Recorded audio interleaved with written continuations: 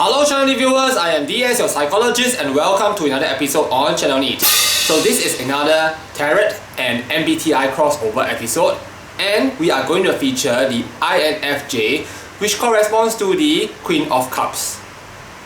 So in the tradition of our Tarot MBTI crossover, we are first going to look at the personality of the Queen of Cups and see how it relates to the INFJ. First, the Queen of Cups is supposed to be kind and generous. So far not surprising because the INFJ uses FE as their auxiliary function, so they are likely to be kind and generous. Next, the Queen of Cups is supposed to be honest, loyal, loving and devoted. A lot of positive traits, right? Personally, I don't feel that these adjectives do describe the INFJ. Moving on, we have the Queen of Cups is supposed to be empathetic and compassionate. This I agree for the INFJ. Another set of adjectives that describe the Queen of Cups is wise, virtuous and responsible. So far, all these adjectives are really very positive adjectives, and when I try to match the INFJs that I know to these adjectives, they do sit well. So far so good. So the Queen of Cups is deeply in love with family and friends. So when I look at the INFJs that I know of, they are really very close to their family. Every time I look at their Facebook posts, it's always about dinner with their family members. So far, yes, the INFJ does correspond well with the Queen of Cups.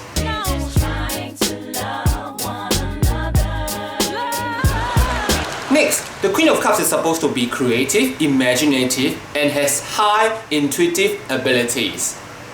Well, this one I definitely agree because NI is the dominant function of the INFJ, so they imagine a lot. I would presume that INFJs are going to be very imaginative people, just like the Queen of Cups. So far, we have got a very long list of adjectives that describe the Queen of Cups positively. Does the Queen of Cups have any negative traits?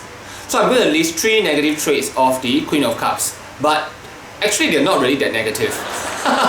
First, the Queen of Cups is a reserved individual. So this does fit the INFJ image that I have also, because a lot of the INFJs that I know, they don't approach people easily. They are very reserved, they wait for people to approach them. Next, the Queen of Cups can be self-absorbed.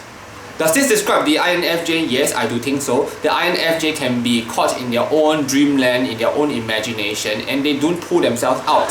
So the third negative trait about the Queen of Cups is that sometimes they may blame themselves too much. With regards to this, I'm not too sure whether INFJs do indeed blame themselves a lot. So if you are an INFJ or you know of an INFJ, please help me with this. Do INFJs blame themselves a lot?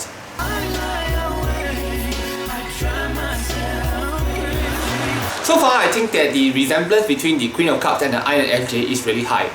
Let's move on to the symbolism of the Rider-Waite for the Queen of Cups. So here, as you can see, this is the Queen of Cups. The cup itself that the Queen is holding symbolizes spiritual connection. So this means that INFJs can be rather spiritual.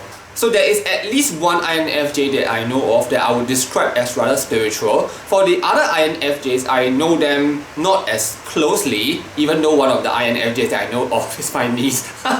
So I'm not too sure whether they are really spiritual because they don't talk to me readily about spirituality. But I know INFJs can really want to do good for the community. But this corresponds to being compassionate and caring and may have nothing to do with spirituality. Next, as you can see, the Queen of Cups is sitting on a stone throne. The stone throne represents reliability. So the Queen of Cups is a reliable person. You can trust that this person can deliver and do the work. And I believe that INFJs definitely can. So the stone throne is laced with sea nymphs, fish and shells. So this represents the subconscious, spirit and creativity. Finally, very interestingly, when you look at the sky is actually cloudless. So this represents the Queen of Cups' clear path of thought. Now, do INFJs have a clear path of thought? I am not sure also, so I should not comment. So finally, as you can see in this Rider-Waite card, the Queen of Cups is actually sitting very close to the water. So this symbolizes emotional connection. So the Queen of Cups is very in touch with her own emotions. So I believe that INFJs are also very much in touch with their own emotions to the point that they can be very depressed about it. Okay, in our last section, we will compare the Queen of Cups of another deck, and we have chosen the Black Cat's Tarot.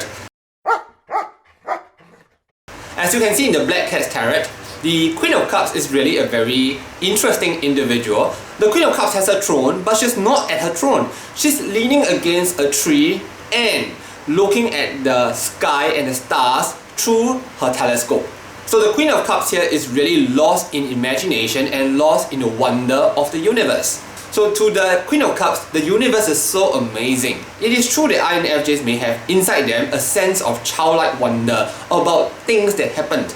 Maybe to them, how the body functions, how the world functions, how living things function is really very interesting and miraculous. Notice the way the Queen of Cups is leaning against the tree. She's not behaving like a queen. So as we can see in this Black Cat Tarot, the Queen of Cups as depicted in this picture is not concerned about societal expectations of them. And this is probably true of the INFJ as well. The INFJs that I know of just want to do what they want to do. As you can see over here, the throne is actually lit and is probably in the limelight, but the Queen of Cups is sitting away from the limelight. In reality, I know a lot of INFJs are really very shy and they don't like attention. So I believe that this resemblance with the INFJ is really very interesting because the INFJs that I know of really do not like to be in the limelight. They feel very uncomfortable when there's a lot of attention on them. But yet they like attention. Somehow. So on this card, you can also see fish and clear water. This is very interesting because the water is really very clear. It represents the innocence of the Queen of Cups. And INFJs are really very innocent individuals as well. But if this was a real place, then you would expect that the water to be not so clear. The fishes also don't seem to be those type of fish that you would expect to find in a pond, right? Or a lake. So the entire picture seems rather unreal. It seems too clean. It seems as if the Queen of Cups is living in a wonderland. So even the throne seems to be floating on a lotus leaf. That seems so impossible. But to think about it, when you are in love, you are indeed living in your wonderland, right? When you are in love, everything is possible. Everything seems magical. So it seems as if the INFJ also sometimes live in their own wonderland, in their own magical imagination. So again, personally, I really like the symbolism behind the Black Cat's Tarot for the Queen of Cups, because I think that there is a very high resemblance with the INFJ. So overall, what do I think about the resemblance between the INFJ and the Queen of Cups? I think I will give it a 88%. So viewers, what do you think? Do comment below and share with me. So at Channel NITT, we produce a lot of interesting videos such as this one. And if you have enjoyed this, please do give us a like. And if you have not subscribed, do consider subscribing so that we can bring you more MBTI, ENTJ, INFJ and fun stuff. Okay, I'm going to sign off now and I'll see you in our next episode. Bye bye!